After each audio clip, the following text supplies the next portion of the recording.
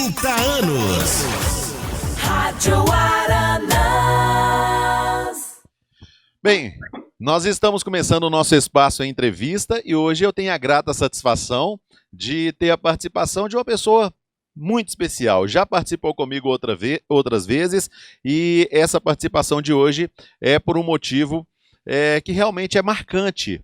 É o jubileu de vida religiosa, ou seja, 50 anos da irmã Maria de Lourdes Melo, que carinhosamente eu tomei a liberdade, me permita, irmã, de colocar na legenda Irmã Lourdinha, porque eu acho que a senhora é uma pessoa tão próxima, não é, das pessoas que passam por dificuldades e que eu acho que esse Lourdinha soa com um carinho um pouquinho maior. Muito boa tarde, seja bem-vindo à nossa programação.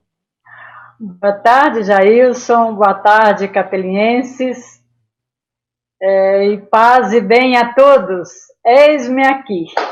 Irmã Lourdinha, a senhora comemorando aí 50 anos de vida religiosa, a gente sabe que com muitos desafios, com muitas dificuldades, porque a senhora tem um trabalho missionário através da congregação Clarissas Franciscanas Missionárias do Santíssimo Sacramento, não é? É isso mesmo. Há 50 anos, como que foi o início? Como que foi aquela coisa de tomar a iniciativa e falar assim, olha, eu vou me tornar freira? Como foi? Opa, isso aí é propaganda vocacional, né? Ô, Jailson, eu vou resumir a história, porque a história é longa. Você sabe, eu sou de Aricanduva, nasci em Aricanduva, né? Sim. E Aricanduva, naquele tempo, era uma vila desprovida de tudo, não tinha tantas coisas.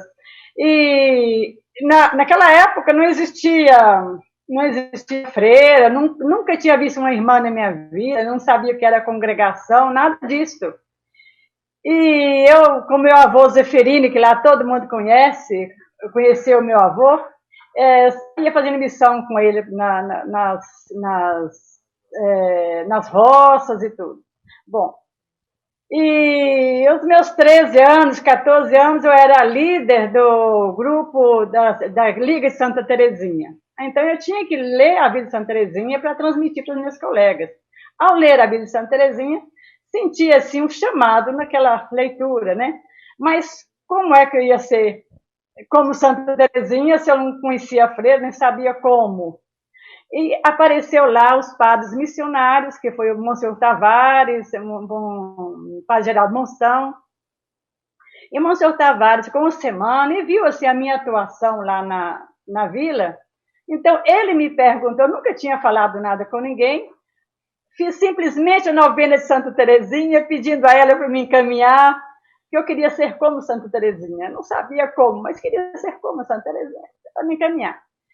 Eu não recebi a tal da rosa, né, que fala que a gente recebe, não recebi você, a Santa Teresinha não me ouviu. Bom, o Monsenhor Tavares chegou lá e depois de uns 4 dias lá, e me perguntou se eu não queria ser irmã. Eu falei assim, eu não sei o que é isso, o que é ser irmã?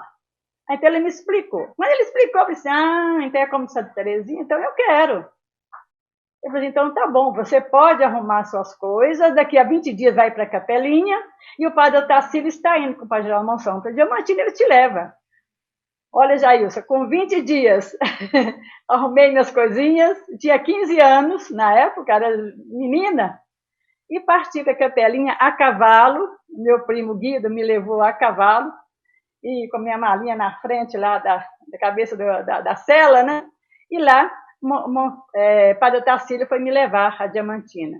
No caminho, o carro pegou fogo, o jipe dele pegou fogo, e por sorte, tudo é providência divina, por sorte o ônibus estava passando na hora, então ele mandou que eu entrasse no ônibus junto com o padre Geraldo Monção, e ele ficou lá esperando, terminar de apagar o fogo, esperando alguém para voltar à capelinha, porque o carro ficou lá até rebocar, e aí eu fui com o padre Geraldo Monção. Chegando lá em Diamantina, depois, uns 3 dias, o Monsenhor Tavares foi me trazer até aqui Belo Horizonte, que eu nem sabia onde que era, se era Belo Horizonte. Eu me interessava saber onde que era, não.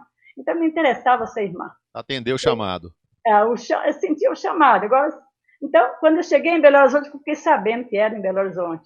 Quando ele me trouxe para as Clarissas, que ele era muito amigo das Clarissas, Aí que eu fiquei sabendo que era nas Clarissas, dali que eu fui saber que existem várias congregações, que eu podia escolher uma, mas eu não escolhi. Então, aquela que o Nosso Senhor me enviou é aquela que eu fiquei. Né? Isso aconteceu em 63. Eu era muito jovem, tinha que esperar amadurecer, estudar primeiro, para depois ser irmã. Então, aos 23 anos que eu comecei a vida religiosa. Então, desses 23 anos aqui, foi em 71 que fez agora os 50 anos. Sim. Essa congregação Irmãs Clarissas fica próxima à Praça da Liberdade, é nessa região? Não, é aqui Não? no Caiçara. No Caiçara? Caiçara, muito próximo do Cemitério da Paz, bem Uhum. aqui no Caiçara, na Catalão. Tá. Antiga Catalão, a Carlos Luz. Aí, quando que a senhora recebeu, irmã Lourdinha, o chamado para ação missionária na África? Isso também foi outra história de que me parece assim um chamado de Deus muito especial. Porque nós não tínhamos casa em África, não tinha missão em nenhuma parte de África.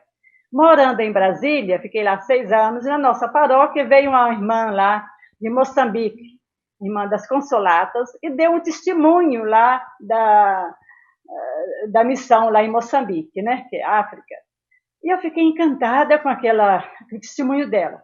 Pensei, meu Deus, um dia eu vou chegar em África, porque nós não temos casa, como é que eu vou chegar lá? Mas um dia eu chego. Assim aconteceu. Isso aconteceu em 78, quando foi em 80, o bispo de Guiné-Bissau mandou uma carta para o nosso amado geral, convidando as irmãs Clarissas para abrir uma missão em Guiné-Bissau, África Ocidental. Tá?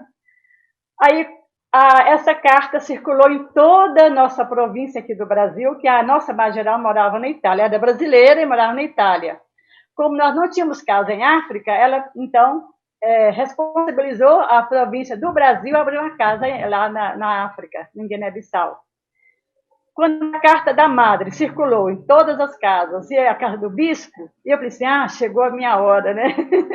Então, eu me ofereci para ir para Guiné-Bissau.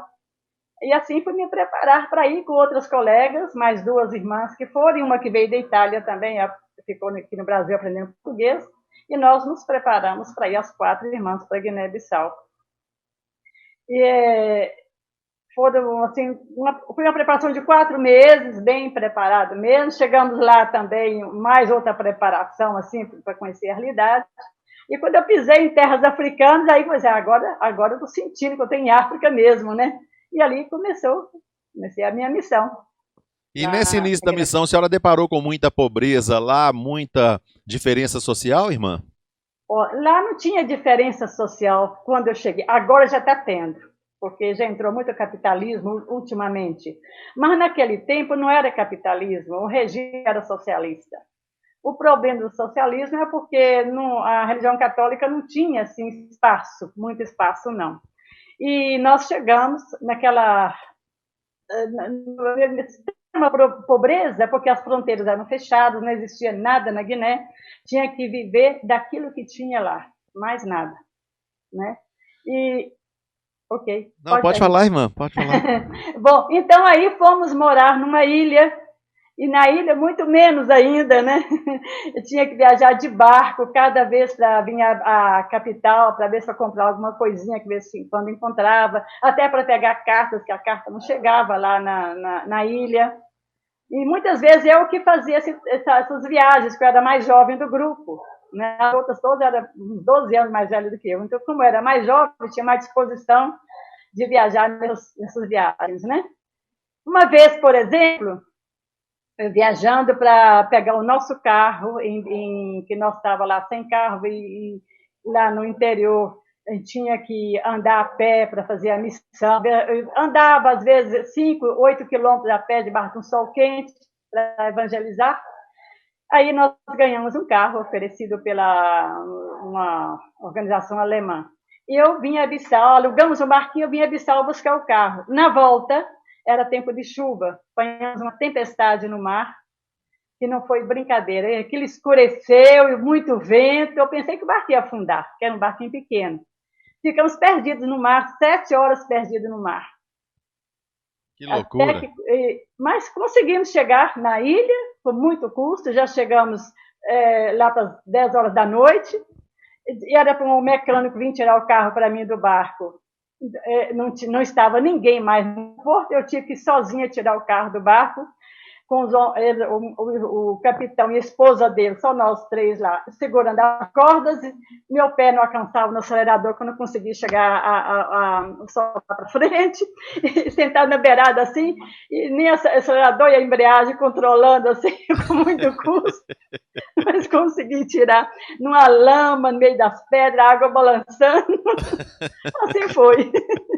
Ô, irmã, e a senhora chegou a pegar muita confusão de guerra, de epidemias, enfim, nesse tempo do trabalho missionário? Sim, olha, em Guiné-Bissau eu fiquei 37 anos lá, né? Foram muitos anos. E agora mais 3 anos no Senegal. Lá, a epidemia que apareceu lá foi mais a cólera, mas eu não, graças a Deus, não apanhei cólera, não. Isso ajudava muito. Agora, apanhei muito a tal da malária, que ela chama paludismo. Mais de 50 vezes eu apanhei malária e tive até em coma. Dizem que o sintoma é terrível, né? É terrível, né? Que é dor no corpo, muita febre alta, eu tive parada cardíaca, com febre altíssima, né? Depois entrei em coma. É terrível, a gente tem que ficar tomando. Fiquei 2 semanas internada, depois, quando eu saí do hospital, não aguentava nem ficar em pé. Em 2 semanas eu emagreci 7 quilos. Uhum. Então eu tive que ir para a Itália, porque o Brasil não tinha força, né? Fui para a Itália, fiquei 3 meses na Itália para recuperar dessa malária brava que eu tive lá. Só depois voltei bem. A senhora enfrentou as bombas também na guerra, né? Agora, a guerra foi em 98, né? Agora, quando começou a guerra, eu estava no Brasil, que eu vinha de férias e participar de uma grande reunião nossa que chama Capítulo, e quando terminou as minhas férias, eu não podia voltar porque as fronteiras estavam fechadas. Isso aconteceu, a guerra em junho, quando foi em setembro, 8 de setembro, abriram as fronteiras, cessou o fogo, aí eu fui. Pensei, não, agora eu vou, porque minhas irmãs estão lá, o povo está lá, eu vou. Não aguentava ficar no Brasil sabendo que tinha guerra lá com minhas colegas lá. E quando eu cheguei, estava tudo tranquilo, mas não podia ir direto. Eu tive que ir para Cabo Verde, de Cabo Verde, Senegal. Peguei um aviãozinho, um teco-teco de 3 pessoas, que eu fui até na frente com a pilota, era uma pilota francesa, que nossas malas, mais 2 colegas gordos que estavam atrás, assim, chegaram da Itália, uma irmã e um padre, e eu fui pilotando lá até chegar em Guiné-Bissau. E não chegou no aeroporto, foi numa cidade do interior, numa pistazinha lá, que ela desceu lá de uma vez com teco-teco, parecia que a gente ia cair, sabe? Mas pronto, chegamos. E lá, depois, então, começou a bombardeio de novo, foram 11 meses de guerra. Sabe, e eu no interior não estava tendo bombardeio, tinha na capital, mas eu precisava de ir à capital ver minhas colegas, levar as coisas que eu tinha levado, que tinha faltando alimento, tudo lá para elas. Eu não podia ir de carro, eu tinha que ir pegar o transporte público, então eu peguei uma combizinha que ia para lá, cheia de gente, que a gente até em cima, e fui. E a Kombi não podia entrar na capital, deixava a gente 15 quilômetros antes da capital, então eu tive que acabar a pé, junto com um povo caminhando quilômetros e quilômetros até chegar lá. Aquela história que eu contei, né? Que Sim. Me cansei muito e eu não aguentava andar mais, então o povo seguiu para outro caminho que tinha que passar dentro de um arrozal, cortando o caminho, para não passar no meio dos militares, no bairro militar. E eu pensei, pois eu vou entrar aqui. E eu não vou com vocês não, porque eu não aguento mais caminhar. Ai, mãe, eu te carrego. Não, ninguém vai me carregar, não, eu vou passar. Então, eu entrei sozinha e fui até chegar, que era perto da estrada principal. Lá estavam os militares senegaleses que estavam lutando contra os guineenses, né? Eles, com a arma na mão, apontaram a metralhadora para mim e falaram, volta, volta. Eles falaram, retornei. Eu disse, não, eu não vou voltar, que eu me dou conta. E eles me mandaram voltar, e com a arma em cima de mim. Eu sentei no chão, comecei a chorar. Eu pensei assim, não existe um homem que resiste a uma lágrima de uma mulher, deixa eu chorar. Aí depois no fim eu falei com eles que eu não estava vestida de árabe, eu estava uma paisana. Eu falei assim, olha, eu vou para a casa do bispo, eu não vou ficar, eu sou religiosa para a casa do bispo, eu não vou voltar, que eu não dou conta, meus pés aqui estão todos cheios de calo. Então eles ficaram com pena e chamaram o chefe, né? O chefe veio, o chefe não falou nada comigo, ficou caladinho, só me mandou entrar no carro, trouxe um carrão tipo de carro de guerra, assim, verde, grande deles, todo fechado, me mandou entrar, eu peguei minhas malas, minhas coisas e entrei calada também. E ele, caladinho, me levou até a casa do bispo. E lá eu cheguei, tranquilo, tá? Assim foi. Ô, irmã, eu vi uma entrevista que a senhora deu sobre a situação dos funerais lá. Diz que é uma coisa diferente. É verdade que costumam ficar com o corpo até 30 dias? Olha, não fica assim 30 dias com o corpo, não. Às vezes fica uma semana, porque tem que esperar os familiares de todo lado vir no funeral, né? Eles não ficam 30 dias, não. O único corpo que ficou 50 dias sem enterrar foi o do bispo que morreu em plena guerra e não podia enterrar por causa da guerra. Então teve que balsamar e tal, e ficou 50 dias sem enterrar. Mas o povo fica assim, 30 dias fazendo a comemoração do morto, depois que enterra.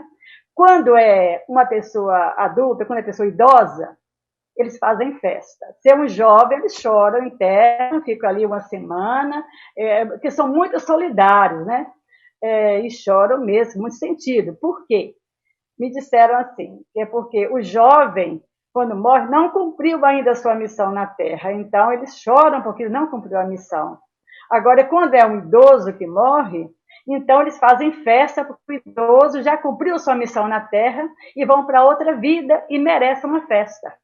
Aí fazem festa, mata vaca, muitas vacas mesmo, e bebem as cachaças, dançam, tocam tambor, e fica às vezes um mês, enquanto tem comida, enquanto tem uma vaca lá, eles estão lá comendo até acabar tudo. A culpa da morte, a culpa é da vaca, né? Ô, irmã, e a senhora se sente segura lá? Sim, tranquilo, tranquilo, porque o país não tem muita segurança, não. Depois que eu passei a guerra lá, eu vi que é guerra, né? Com bombas em cima da gente e tudo, mas graças a Deus não tive nenhum problema. Várias pessoas morreram com bala perdida. Eu tive que sair, às vezes, carregando as pessoas para lá no campo de concentração, lá onde os refugiados, quer dizer. Então, da cidade para o interior, 11 quilômetros, assim, fiz 5 viagens debaixo das bombas, mas tinha que dar uma de fitbalde na estrada, porque senão podia apanhar bala perdida, tá? E barricadas de areia nas estradas, eu passava no meio das barrigadas, assim, igual meu futebol.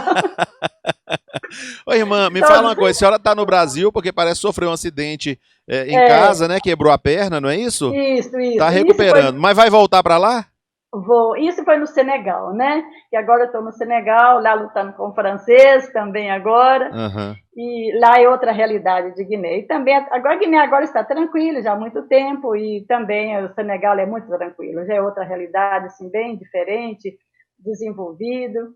E tanto que eu fiz a cirurgia lá no Senegal, eu caí lá, embaracei no arame, bati a perna, uma perna que já era quebrada com uma prótese, bati em cima de um poste de ferro que estava lá perto da nossa casa, aí quebrou de novo a mesma perna, o mesmo fêmur, tá?